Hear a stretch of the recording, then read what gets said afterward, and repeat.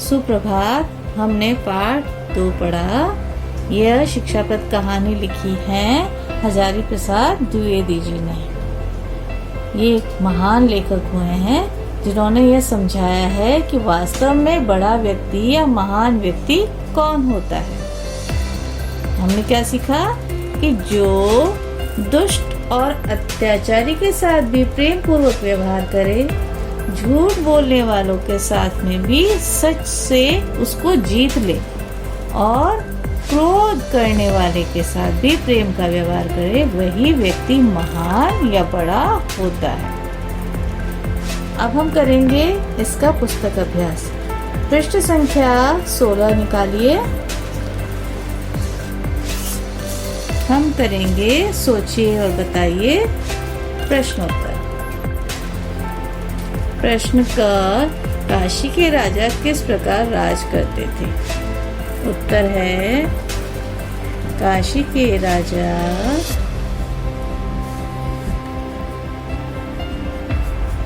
अपनी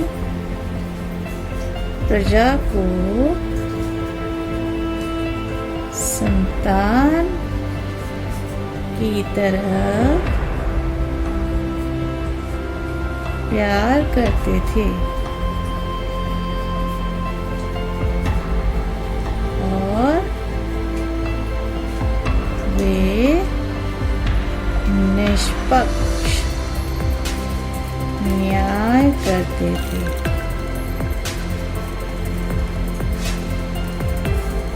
प्रश्न ख, काशी के राज्य का वातावरण कैसा था? काशी में सर्वत्र प्रसन्नता व्याप्त थी क्योंकि वहाँ की राज व्यवस्था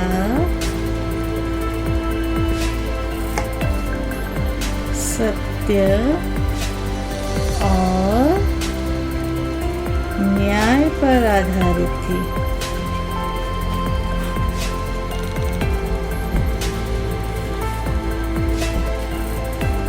ये 2 प्रश्नोत्तर हम बाद में करेंगे। लिखित प्रश्न 1, दिए गए वाक्य में सही या गलत का निशान लगाइए। क है, काशी के राजा पक्षपात करते थे।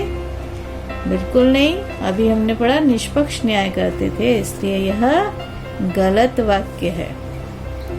ख, काशी के राजा अपने दोष के बारे में जानने के लिए निकल पड़े थे। बिल्कुल सही, हमने कहानी पढ़ी, वे यही जानना चाहते थे कि मुझ में कोई दोष है या नहीं। कौशल राज दुष्ट के साथ दुष्टता का व्यवहार करते थे। सही, कौशल राज ने मन ही मन काशी राज की सराहना की, ये भी सही उत्तर है।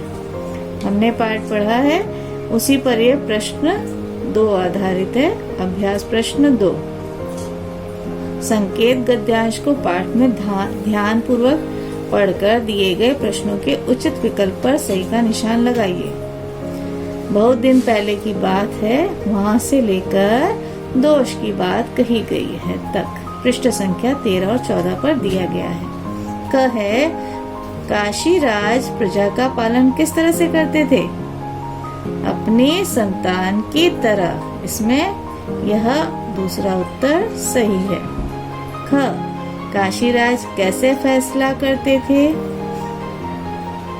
अन्यायपूर्ण, निष्पक्ष और पक्षपातपूर्ण। इन 3 विकल्पों में से दूसरा विकल्प सही है, निष्पक्ष न्याय करते थे।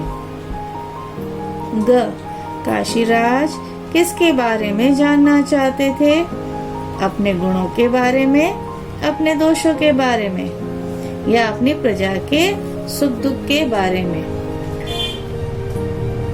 तो इसका इन तीनों विकल्पों में से दूसरा विकल्प सही है। अति लघु उत्तर लिखिए। प्रश्न 3 में क है, काशी के राज्य में कैसे लोगों का नामो निशान नहीं था। तो क का उत्तर हम लिखेंगे, जो लोग दूसरों पर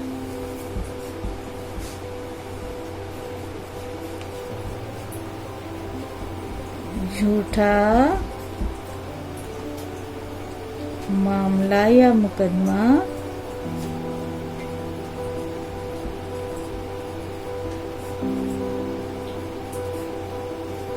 गढ़ा करते थे,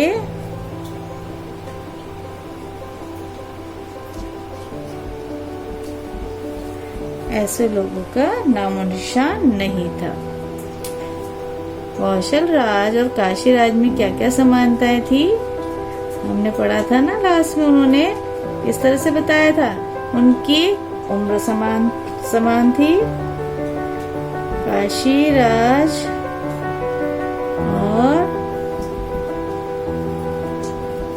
कौशल राज की उम्र राज्य बल धन और कुल सभी रूप में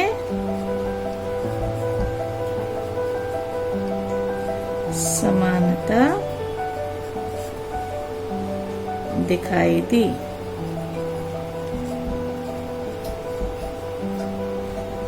सुंदर सुंदर लिखावट में आप कार्य करेंगे। प्रश्न 4 और 5 हम पुस्तिका में करेंगे। भाषा की बात। अभ्यास 1, जो शब्द संज्ञा के स्थान पर प्रयोग किए जाते हैं उन्हें सर्वनाम कहते हैं, जैसे मैं, तुम, यह, वह आदि। पाठ के आधार पर लिखिए कि वाक्य में रेखांकित सर्वनाम शब्द किस संज्ञा के स्थान पर आए हैं। क, इस प्रकार का आचरण होने से उनके मंत्री भी अच्छे थे, उनके यानी काशी राज के। ख है, यह जानना चाहिए कि मेरे अंदर क्या दोष है। किसके लिए आया था? काशी राज के लिए ही आया था। काशी राज जानना चाह रहे थे ना।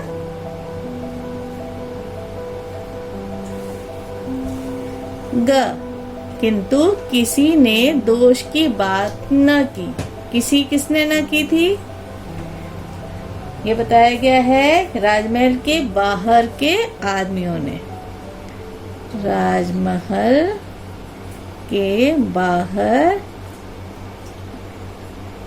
के आदमियों।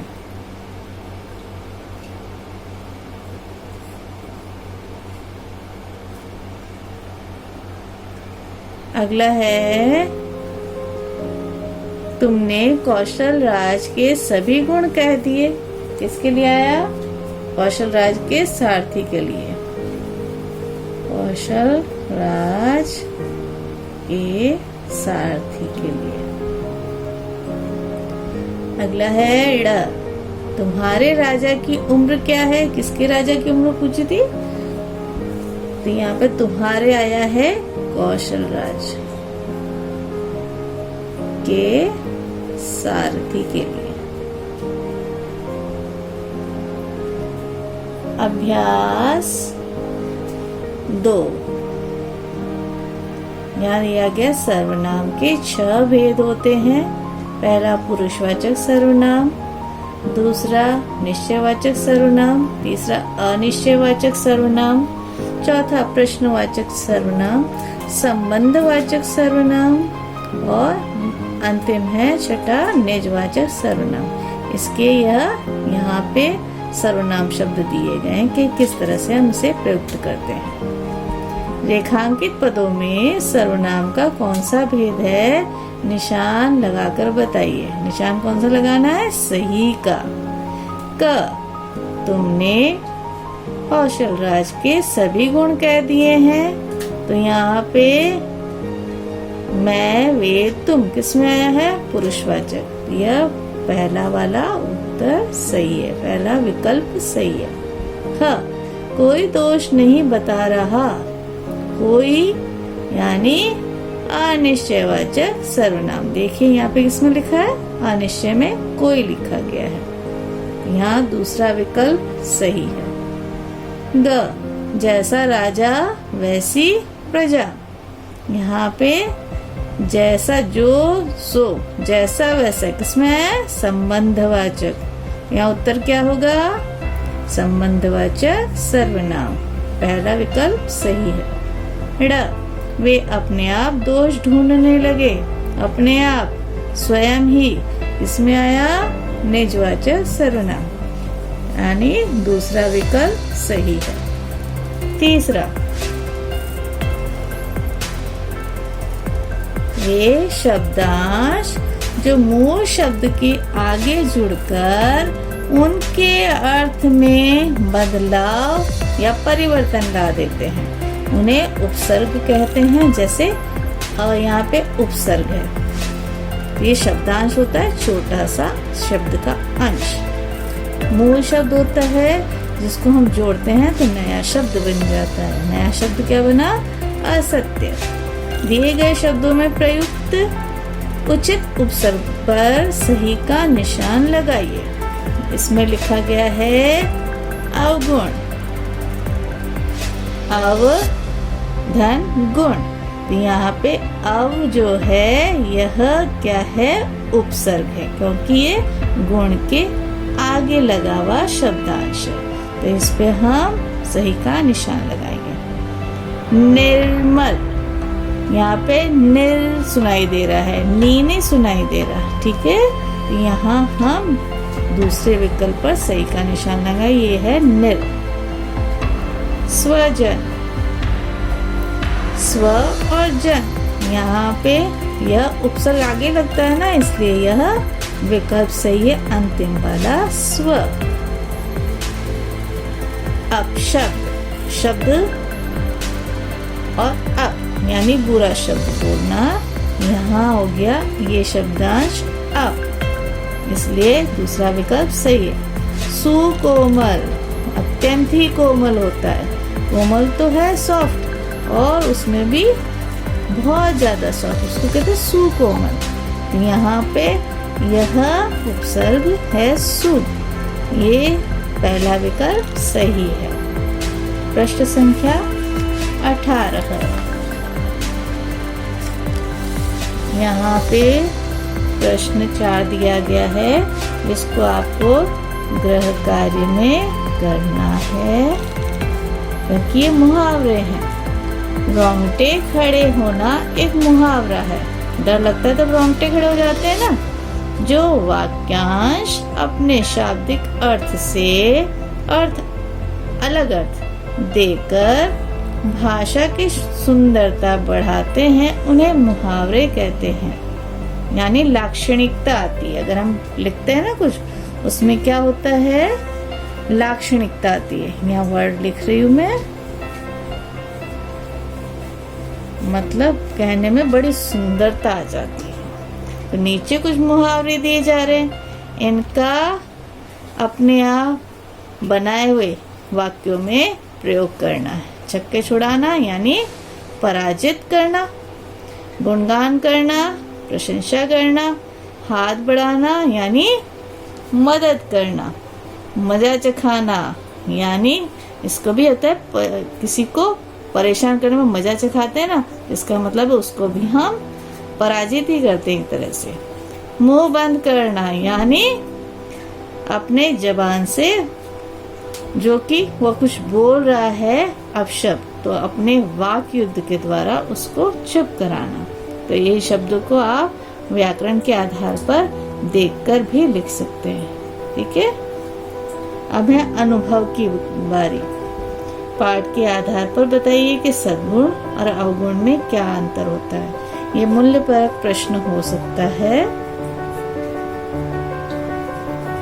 ये अपने आधार पर ही करना होता है। हमारे सद्गुण क्या होते हैं? अच्छा व्यवहार करना, प्रेम पूर्वक प्यार करना, दया करुणा, परोपकार, ये सब कुछ सद्गुण होते हैं। अवगुण दुष्टता करना, दूसरों पे अत्याचार करना, क्रोध से व्यवहार करना, इस तरह के व्यवहार जो भी करते हैं, अपशब्द बोलना, तो इस तरह के व्यवहार हमारे लिए अवगुण के अंतर्गत आते हैं। दूसरा बिंदु है, हमारे दो प्रसिद्ध ग्रंथों रामायण और महाभारत में ऐसे ही चरित्रवान पुरुषों का वर्णन किया गया है। अब आप मर्यादा पुरुषोत्तम राम के विषय में जानकारी प्राप्त कीजिए और कक्षा में उनके चरित्र के बारे में बताइए। तो आपकी बाल राम कथा आपने पढ़नी शुरू की। आपने बाल राम कथा नहीं पढ़ी, लेकिन आपने, मुझे लगता है, टीवी पर या टेलीविजन पर सीरियल जरूर देखा होगा। उस आधार पर आप 5 विशेषता तो लिख ही सकते हैं जब आपको कहा जाए, ठीक है ना। यहाँ पे यह संवाद लेखन दिया गया है कि शिक्षक पूछ रहे हैं कि बच्चों, वास्तव में बड़ा कौन है, बड़ा आदमी कौन होता है। विद्यार्थी ने उत्तर दिया, जो धनवान है वही बड़ा आदमी है। गलत उत्तर दिया ना।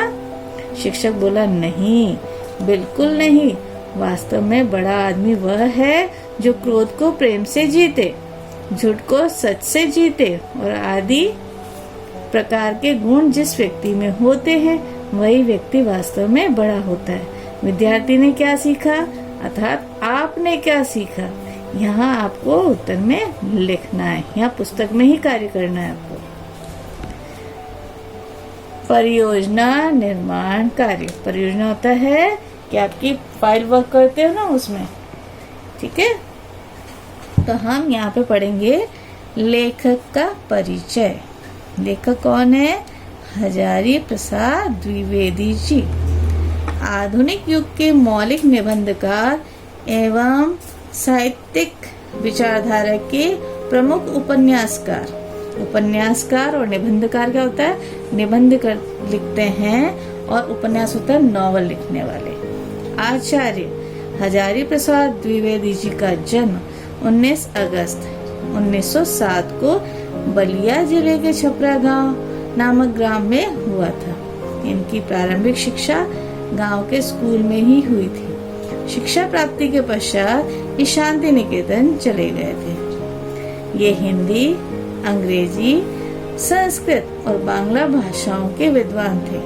इनको 4 भाषाएं बड़ी अच्छी तरह से आती थी। इनकी प्रमुख रचनाएं हैं अशोक के फूल, कुटज, बाणभट्ट की आत्मकथा, चारु, चंद्रलेख आदि। अब पाठ में प्रयुक्त शब्दों की वर्तनी होती है जिस तरह से हम लिखते हैं कि पुराने और नए रूप को बताया गया है। कि पुराना रूप जो कि अब मान्य नहीं है, अब मान्य क्या है? ये नया रूप। नए रूप के अंतर्गत इसको कहते हैं मानक रूप से हिंदी को मानना, किस तरह से लिखा जाता है।